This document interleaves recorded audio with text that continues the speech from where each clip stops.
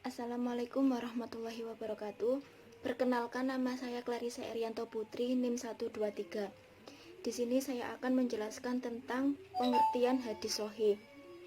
Pengertian hadis sahih adalah sahih berasal dari kata soho yasihu suhan wasihatan wasahahan yang berarti sehat, selamat, benar, sah, dan sempurna.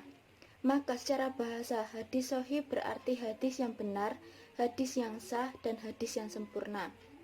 Menurut Ibnu Al-Salah, hadis sahih adalah hadis yang sanadnya bersambung atau mutasil melalui periwayatan orang yang adil dan dobit.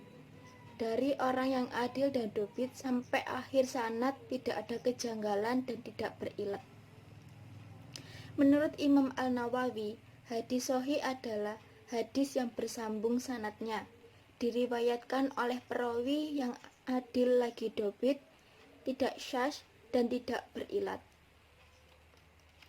Syarat hadis sahih.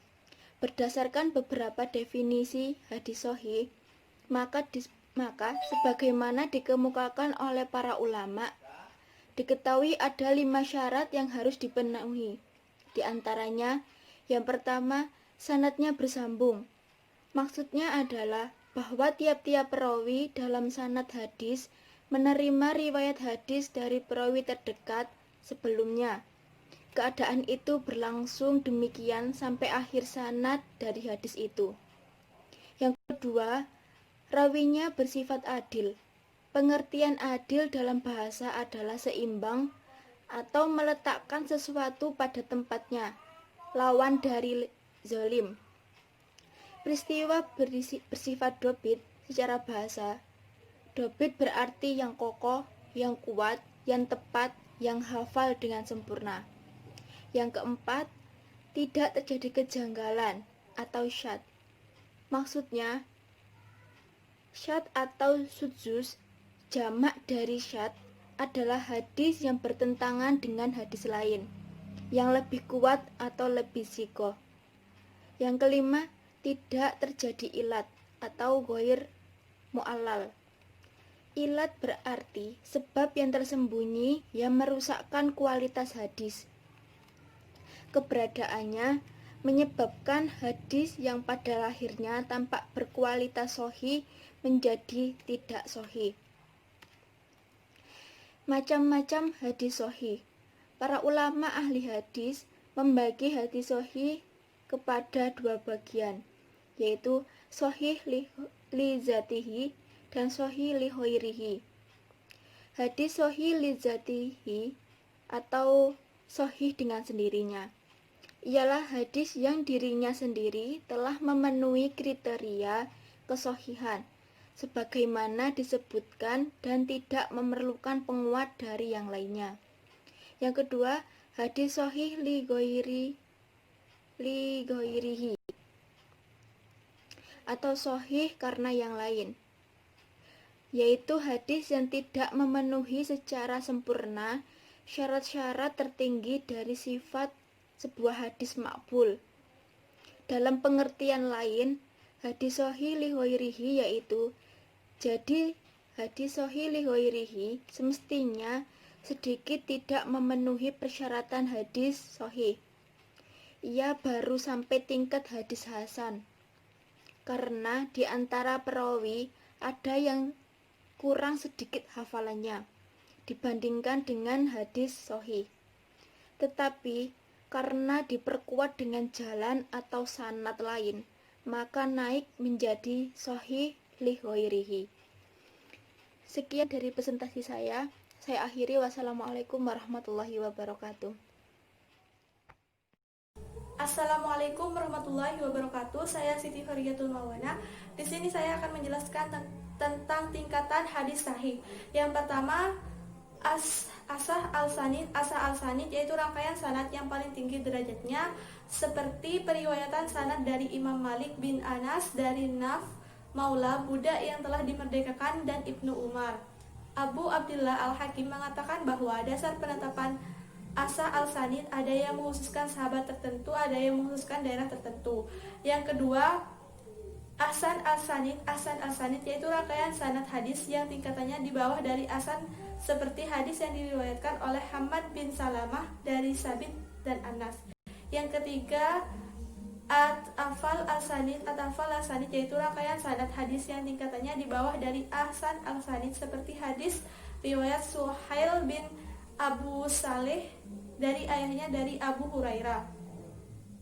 Pengertian hadis hasan. Yang pertama, hadis hasan Ibnu Hajar adalah hadis yang diriwayatkan oleh perawi yang adil tetapi tidak kuat hafalannya, bersambung sanadnya, dan tidak terdapat illah serta kejanggalan pada matanya. Dengan demikian, hadis hasan ini menempati posisi di antara sahih dan dhaif. Definisi ini sama dengan yang disampaikan Al-Azzarqani dan Muhammad Alwi Al-Maliki Al-Hasani pada masa Muhammad Isa Saurah Musa Al-Tirmizi. Pada masa itu, kualitas hadis mengalami perkembangan, pembagiannya tidak hanya terbatas pada sahih dan dhaif saja. Kemudian yang ketiga, tentang batasan untuk memberikan kualifikasi hadis hasan. Yang pertama, di dalam sanad hadis tersebut tidak terdapat periwayatan yang diduga berbuat bohong. Artinya hadis hasan diriwayatkan oleh para periwayat yang tikoh, syaduk atau jujur meskipun tidak dabit. Yang kedua, hadis yang diriwayatkan tidak termasuk hadis yang sadi atau hadis yang diriwayatkan oleh periwayat yang bertentangan dengan riwayat-periwayat yang lebih kuat. Oleh karena itu, hadis hasan disyaratkan terhindar dari adanya pertentangan antara periwayat yang tikoh dengan orang yang lebih tikoh. Yang ketiga, hadis yang diriwayatkan juga diriwayatkan oleh periwayat lain. Maksudnya adalah hadis itu diriwayatkan melalui jalur periwayatan lain yang kualitasnya lebih unggul. Kemudian macam-macam hadis hasan. Yang pertama, hadis hasan li zatihi. Setiap hadis pada sanadnya tidak terdapat perawi yang tertuduh dusta. Pada matanya tidak ada kejanggalan dan hadis itu tidak hanya diriwayatkan oleh satu jalan tetapi banyak jalan yang sepadan dengannya.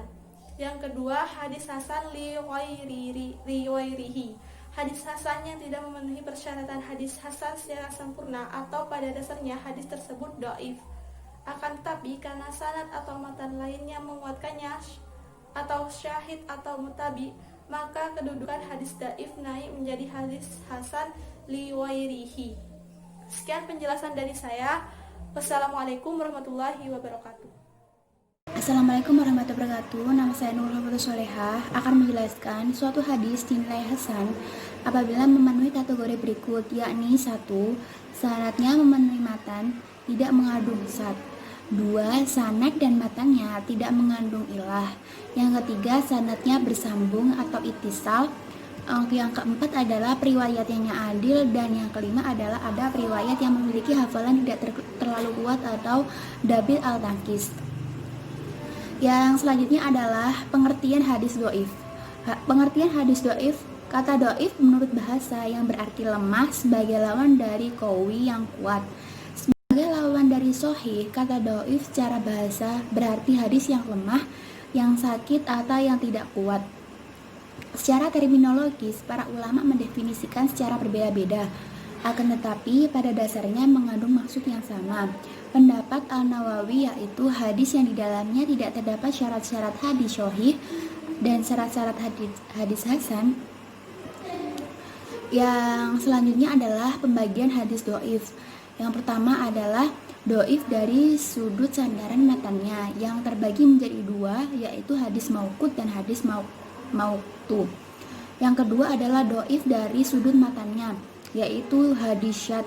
Yang ketiga adalah dhaif dari salah satu sudutnya, baik sanad atau matannya secara pergantian, yaitu hadis malqub, hadis mudrot, hadis musahaf. Yang keempat adalah dhaif dari sudut matannya dan sanadnya secara bersama-sama, yang termasuk hadis dhaif dari sudut matannya dan sanadnya secara bersama-sama, yaitu hadis maudhu dan hadis mungkar. Yang kelima adalah dhaif dari segi persambungannya sanadnya, yaitu hadis mursal, hadis munqati, hadis mudal. Yang selanjutnya adalah berhujjah dengan hadis dhaif. Para ulama sepakat melarang meriwayatkannya hadis dhaif bukan maudhu. Adapun hadis dhaif bukan maudhu, maka diperselisihkan tentang boleh atau tidaknya diriwayatkan untuk berhujjah. Yang selanjutnya adalah syarat hadis dhaif. Yang pertama adalah sanadnya yang bersambung dari awal sampai akhir. Yang kedua, perawinya yang sifatnya adil atau dapat dipercaya. Yang ketiga adalah memiliki dobit atau tingkat hafalan yang sempurna untuk hadis sahih dan tingkat hafalan yang sedang untuk hadis hasan. Yang keempat adalah tidak ada pertentangan sanad atau syad. Yang kelima adalah tidak ada cacat yang signifikan atau ilah qadhiyah. Yang keenam adalah adanya idihad atau penolong berupa jalur periwayatan yang lain yang dapat mengangkat hadis dhaif ke hadis hasan atau li ghairi. Sekian, terima kasih yang bisa saya sampaikan. Macam-macam hadis dhaif yaitu ada dua. Macam-macam hadis dhaif yang disebabkan terputusnya sanad dan disebabkan cacatnya rawi. Adapun hadis dhaif yang disebabkan terputusnya sanad yaitu satu, hadis mu'allaq, hadis yang terputus sanadnya di awal baik terputus satu rawi ataupun secara berurutan. Hadis mursal, lebih hadis yang terputus sanadnya di akhir setelah tabi'in. Hadis mudol, hadis yang terputus sanadnya dua rawi atau lebih secara berurutan. 4. Hadis muqati, hadis yang sanadnya tidak tersambung dengan cara terputusnya sanad dimanapun posisinya. Hadis mudallis atau tadlis, hadis yang aib perawinya atau sanadnya disembunyikan dengan beberapa cara antara lain menghilangkan mata rantai sanad yang dhaif di antara dua rawi yang tsikoh. 6. Hadis mursal qafi, meriwayatkan hadis dari orang yang pernah ia temui. 7. Hadis mu'an'an, hadis yang diriwayatkan dengan menggunakan kata fulan atau dari si fulan. 8. Hadis mu'anan, hadis yang diriwayatkan dengan menggunakan kata fulan kola atau sesungguhnya si fulan berkata.